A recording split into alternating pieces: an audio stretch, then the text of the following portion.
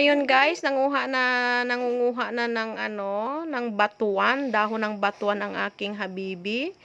Ilagay namin ito sa paksiw, yan. Gustong-gusto niya kasi yung ng batuan, lasa ng batuan kasi maaasim po guys, masarap po ilagay sa sa paksiw. Ito yung ilagay namin kasi wala pang bunga. So, pwede lang ilagay ang mga dahon nito, guys. Sa hindi pa nakatry, pwede nyong itry ang dahon. Yung mga batang-bata pa na dahon, guys, ang mga udlot, kung tawagin namin dito sa amin. Yun ang nilalagay namin, yung mga malalambot pa na mga dahon. Ang dami kasi naming batuan, guys, na maraming mga dahon.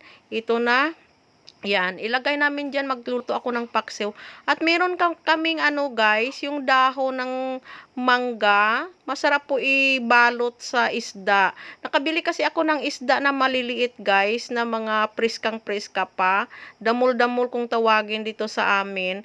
Binabalot ko ito sa sa aming dahon ng mangga. Maasim-asim kasi masarap guys, mabango po ang ating paksiw.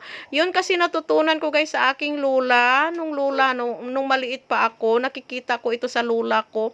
Ginagawa ng lula ko ito po. Kaya nasusunod ko po ang ginagawa ng lula ko. Naalala ko yung lula ko nung maliit pa ako na ganito ang ginagawa niya kung makabili siya ng mga isda na mga maliliit na napaka-priska. Ang sarap po guys.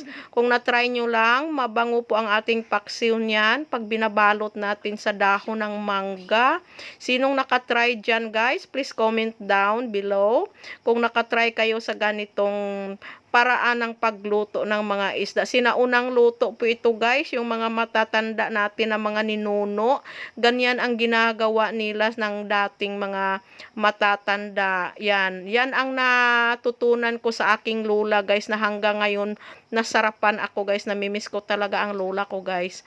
Yan akin ang nilalagyan ng sili, nilalagyan din natin ng mga sibuyas bombay. Pero yung isda guys, meron na yang meron ng asin at saka may pampalasa na magic sarap. Yan, lagyan natin ng suka at saka tuyo para naman malasa. Parang tumutulo ang aking laway guys habang nanonood. Ito na ang batuan guys, ilagay din natin ang dahon ng batuan. Yan, luto na guys. Ang sarap niya guys.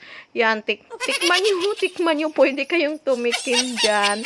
Yan ang ating niluluto. Yan, tikman nyo. Tikman natin guys ha, napakasarap po guys. Luto na, ang bilis lang na luto. Yan, medyo mainit-init pa siya. Yan, binabalot natin, hinahango na natin guys sa ating ang bango talaga guys, maniwala kayo, napakasarap. Kung sino dyan ang nakatry na, nako, tulo laway natin sa mga ganitong pagkain, sa mga sinaunang pagkain, napakasarap po.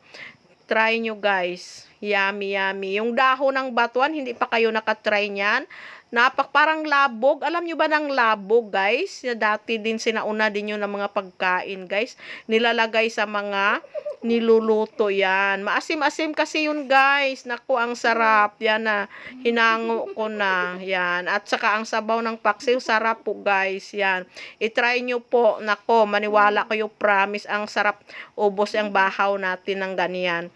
Yan, nagluluto din ako ng gulay guys, na merong munggo at saka ay nako, natutulo ang laway ko.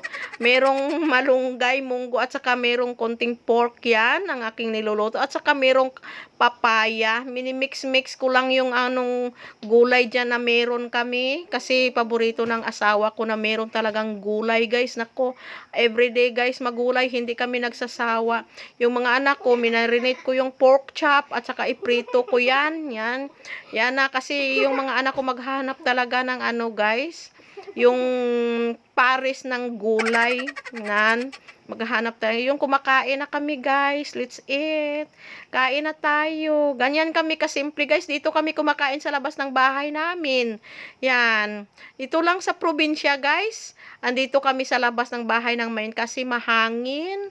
Nako, ay masarap naman kumain ng pag andito tayo sa labas kasi ang hangin eh.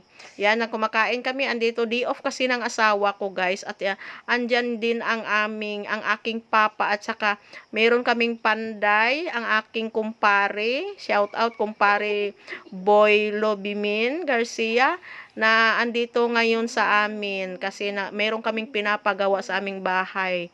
Yan, yan ang sarap guys, kumakain na tayo guys. Let's eat guys. Sarap-sarap na talaga guys. Nako, ito na kumakain simpleng buhay sa ating probinsya. Yan, kung nagustuhan nyo ang aking video guys, paki-comment down below at paki-share naman po. Paki-follow na din and share. Thank you guys sa inyong lahat guys kung nanonood kayo. Paki-comment kung saang lugar kayo hanggang umabot ang aking video na ito. Thank you for watching guys. Maraming salamat po sa inyong lahat sa palaging pagsuporta sa aking mga video.